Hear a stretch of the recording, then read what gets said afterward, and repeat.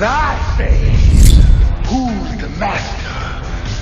You say, no.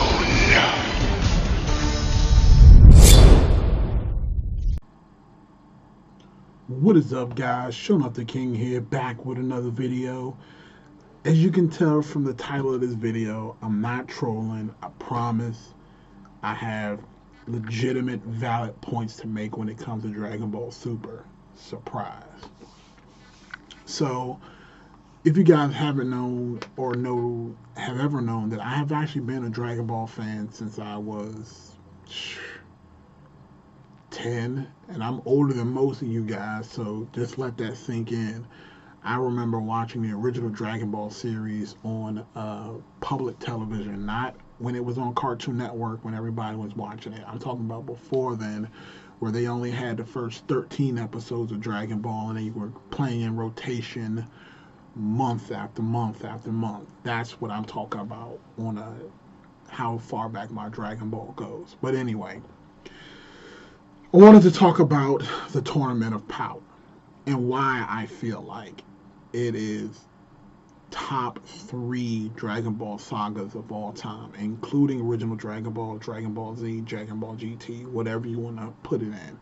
Probably not so much Dragon Ball GT, because honestly, the only great saga from GT was probably the Baby Saga and maybe the Shenron Saga. So those, if you include those, I definitely think top 2 is probably either Tournament of Power or Frieza Saga.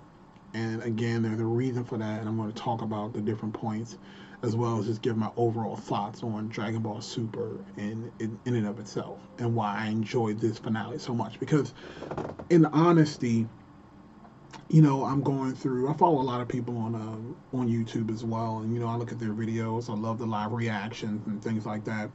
And I noticed there was a certain part of the community that was against this ending, and were just hating it, like, oh, this should have been more, and oh, they, you know, it's so predictable, and da da da da. And I'm just like, sometimes it's frustrating because I feel like you guys are not using your head. It's like, this is Dragon Ball Super. This is a world where you have Dragon Balls that can literally bring people back to life from any circumstances. And this has been set canon from the beginning. So when people say, oh, there should have been more consequences and people should have been able to come back and da-da-da, like, this is not Game of Thrones. This is not a Kami got killed or something crazy like that where everybody gets killed off. It's not that kind of show, period. So for when people come out and they say these ridiculous things about why they weren't satisfied with Dragon Ball, then that just makes me question whether or not you are a true Dragon Ball fan or aficionado, to the point where you don't even understand how the Dragon Ball universe works. Just saying. So let's get to the point at hand on why I feel like the Tournament of Power is quite possibly the best Dragon Ball saga of all time. If you go back and you actually look at how most of these sagas end and what actually takes place in all this stuff, it's all pretty much paint by numbers. In the Frieza saga, at the end, it's Goku versus Frieza.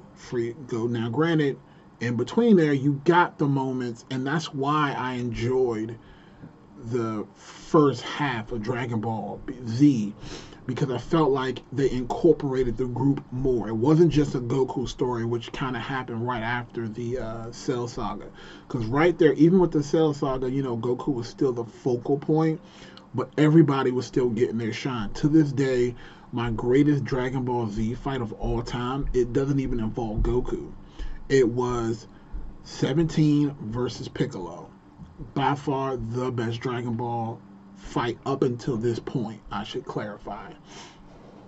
Fight was amazing. It was just two guys not screaming all over. They were screaming, but it was just two guys just rocking each other left and right, just destroying each other. And it's actually a strange parallel that 17 was a part of my original best fight of Dragon Ball, and come to find out he's also a part of my current favorite, you know, saga right now. So I guess that's a running theme that's going to be going on here. So anyway, back to my original point is the time that I remember as a kid and as a teenager having the most excitement with Dragon Ball is when all the Z fighters were getting their shine, not just Goku. So I felt like in the Majin Buu saga, it was all about Goku. It was all about Goku, Goku, Goku, Goku, Goku, and nobody else was getting their shine, and that was a problem for me. So, in the Frieza saga, I really enjoyed the fact that Gohan, that Krillin, that Piccolo, that even Vegeta, all got their shine in the Frieza saga and was able to do their thing. Now, in the end, like they always do, Goku comes in. There's a huge fight, there's a power up, and then there's a beam struggle, and then it's over. So that's kind of how it's kind of how it worked with Majin Buu at the end. Goku versus Majin Buu with the Spirit Bomb struggle. Same thing with the Omega Shenron. Goku versus Omega Shenron with the Omega Spirit Bomb that he does. And even to a point with Goku versus Frieza, even though Frieza kind of cut himself up first and then Goku kind of beat him with an energy attack. So, in general, it's always been the same type of ending, and it's usually a one-on-one fight. The Tournament of Power changed all of that. And that's where people are missing the big point. Even with the Tournament Saga, within Dragon Ball Super, where it was Universe 7 versus Universe 6? Whichever universe, what's his name? Beerus' brother is from. Champa's universe versus Universe 7. Our universe, or universe that I claim at least. So, that one ended up being, again, one-on-one tournament match versus, God, I'm blanking right now. I apologize. Time skip hit. There we go. Got it. Time skip hit. Time skip hit. So, again, not saying it wasn't a bad fight, but again, it ended with another one-on-one with Goku getting all the shine. Vegeta had his moment, but not really. He still ended up getting his butt kicked, but it was just the same paint by numbers formula. Same thing with Zamasu.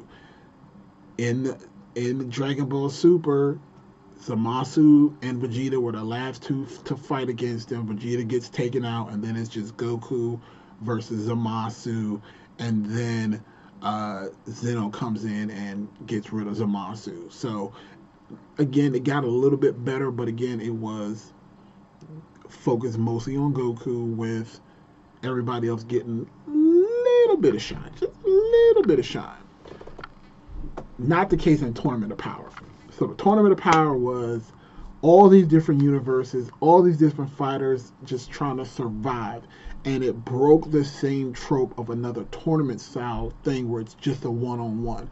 You cannot underplay how great it was to have a battle royale in the Dragon Ball universe.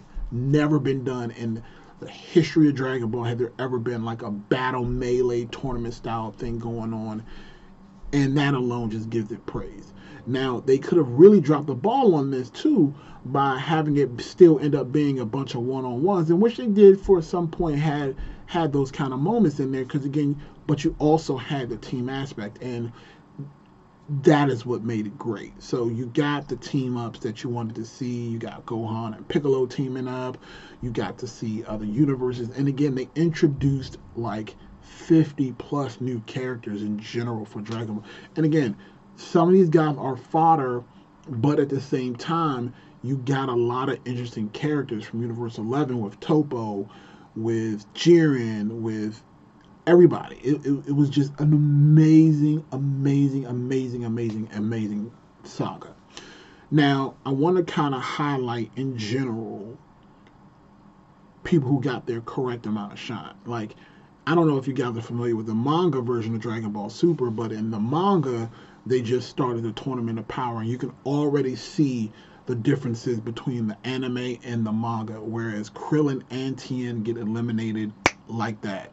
I mean, Frost comes in there, takes those guys out easy, and they get no shot. Whereas in the anime, Krillin got to come in and do his thing and get at least a couple of eliminations. And he manages to rescue Android 18. You know, Tien, not my favorite character, but even he had a moment to shine. But he got less shine than Krillin, but Krillin got his shine, and that was most important to me. I also got to see Gohan get some shine. I could have seen Gohan get a little bit more hype in here, but if Gohan was getting less hype at the pushing of Android 17, I was fine with that because I was impressed with what 17 did with Goku on that island where he kind of showed that he could go toe to toe with Goku Blue.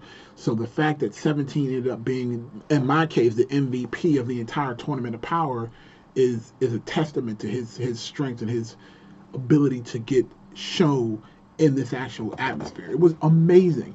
And just nothing claims that more than the power up that we got with Ultra Instinct. So let's talk about that real quick. So I don't want this video to be super duper long, but I want to kind of again explain the highlights of the Tournament of Power so you guys can just let it sink in, because again, I'm going to go back and I'm going to watch this thing from beginning to end, and there were lots and lots and lots of shine going on in here. Goku, when he first unlocks his Ultra Instincts for the first time and he goes after Jiren, super highlight moment. Gohan in his last stand, you know, eliminating all the different fighters from the Universe 11 and others. Vegeta had Vegeta next to end number 17. Vegeta had the most progression in this tournament. Like, I didn't come out of this saga thinking that I'm a Vegeta fan over Goku. Let me be clear.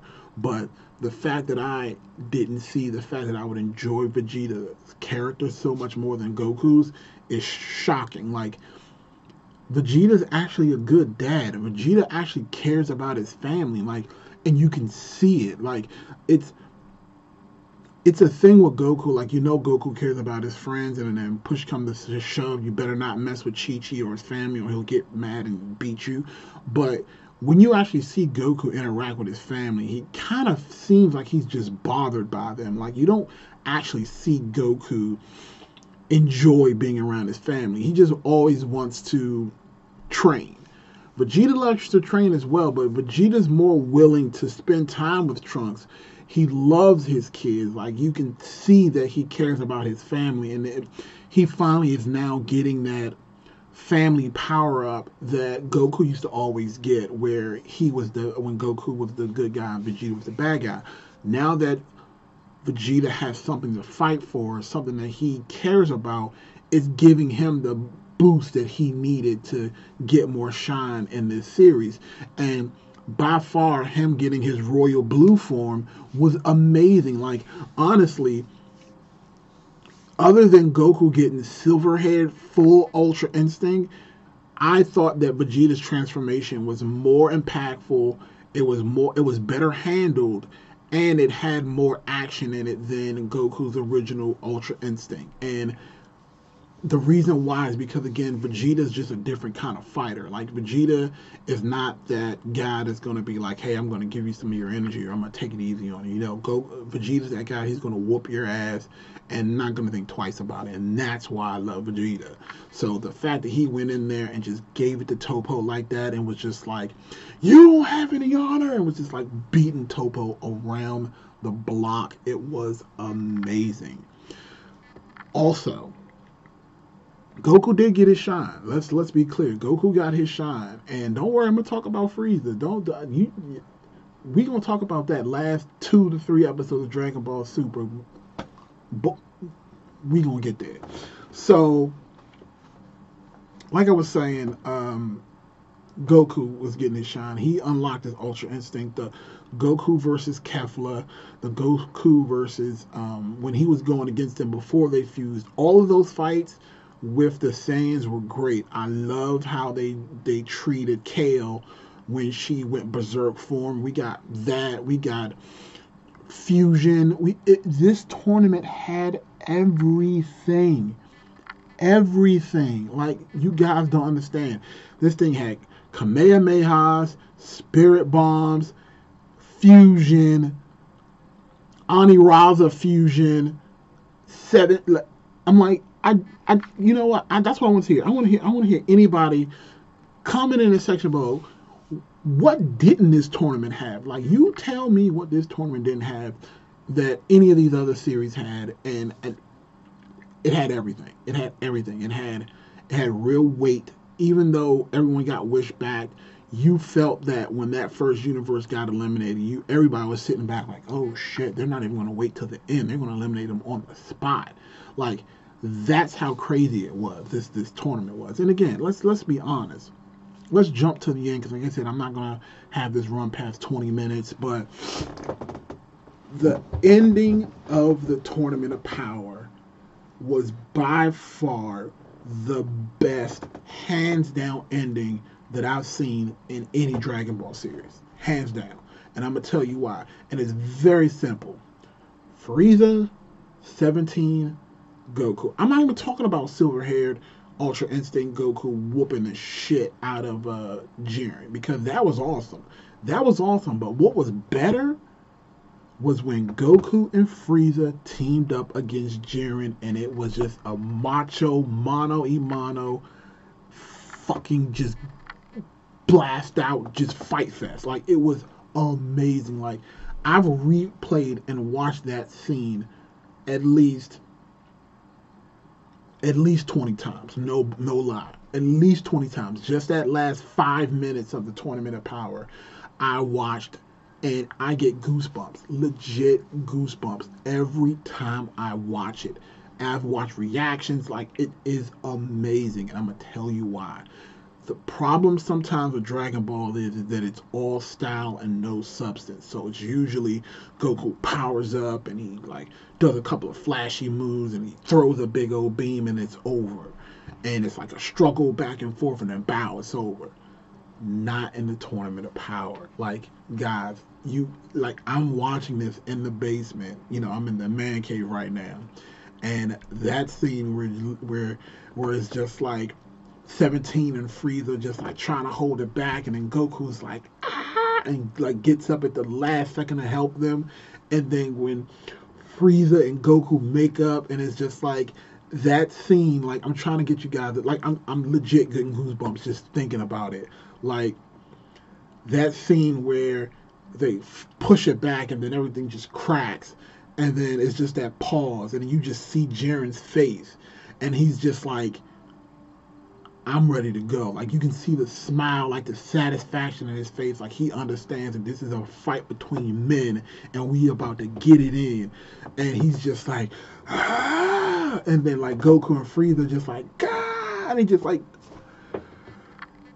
you guys have no idea. Like, and it's not about power levels at this point. It's not about Jiren is the strongest person in the universe. He's been through hell. Goku's been through hell. Frieza's been through hell. 17's been through hell. And they are just rumbling. It's just like throwing up the dukes, and they just going at it. And it was amazing. Amazing. Like, I can't even describe. Like, I want to watch it right now just thinking about it. Like, that to me is how a Dragon Ball fight. That was the closest that Super has ever gotten to the old school way that Dragon Ball used to make me feel. Like, it was just three guys throwing it down, leaving everything in the wind. Goku would hit him. He would get hit in the stomach, and Goku grabbed his arm and pulled it down, and Frieza kneed him in the face, and Jiren clothesline both of them, and then they're just like jumping around, and 17 is just providing support, just like blasting and blasting it. God, it was so good. It was so good. So, you know, I'm done gushing. In my opinion, by far. And again, the ending. Yes, did I see that coming? Did I see 17 wishing for all the universes coming back? Of course I did. Did I know that he was not going to wish for the boat? Of course I did, because again, we already knew that Bulma had all this money, because Bulma could have easily given him a boat. So again, that didn't surprise me. None of that surprised me. What did surprise me was the fact that Zeno said that if he would have wished for a selfish wish, he would have erased everything. I didn't see that coming. I didn't see Beerus wishing, telling Whis to wish Frieza back to life. I didn't see that coming. And quite honestly, the fact that the implications of 17's wish are actually very far reaching. If you look at the wish that 17 asked for, he said, bring back all of the erased universes. He didn't say bring back all the erased universes from the Tournament of Power. He said bring back all of the erased universes, meaning that all the ancient universes that Zeno had gotten rid of before were wished back with the Super Dragon Balls, because there is no time limit like the other Dragon Balls, because the other Dragon Balls can bring people back to life, but it has to be within 1 year. They could not have been dead longer than a year. So this Super Dragon Ball, wishing back all the erased universes, means that there are an entire another 6 universes that came back, if I'm not mistaken, either 6 or 12, I can't remember. Which means there's so much more potential for a Dragon Ball multiverse, and that's what's going to end up happening, I believe, when Super comes back next year in April. I honestly think that it's going to be, whenever we get whatever consequences from 17 wishing these people back, it's going to be from these other multiverses. And I definitely think that Vegeta's going to go to Cabba's planet, and we're going to get more introduction to see how it is when Vegeta meets up with the king of planet Saladar. It's going to be amazing. So I just feel like this community needs to just come together and just call a spade a spade. The Tournament of Power is great. Did I have some gripes with it? Absolutely. I wasn't a huge fan of Brienne and some of these other characters that they created, but there was enough there that kept me interested, and I enjoyed the Tournament of Power overall. And if you did not like Goku and Frieza teaming up, then screw you. You don't know what the hell you're talking about. Period. So I want to know what you guys think. Let's get this discussion started. Comment in the section below. I want to know what you guys thought about the Tournament of Power. If you want to convince me that you didn't like it, and just, let's have a productive conversation about it in the comment section below. If you guys want to see more videos like this, just thumbs up the video if you could. If you didn't like it, thumbs it down. If you did like it, thumbs it up. And definitely subscribe to the channel. I'm going to start getting back into making more videos like this. Starting to do more TV show reviews and anime reviews. Young Justice is coming back, so when that comes out, I'll definitely start doing more reviews on that. Showing Up the King, the one and only. Have an awesome day, guys. Dragon Ball forever.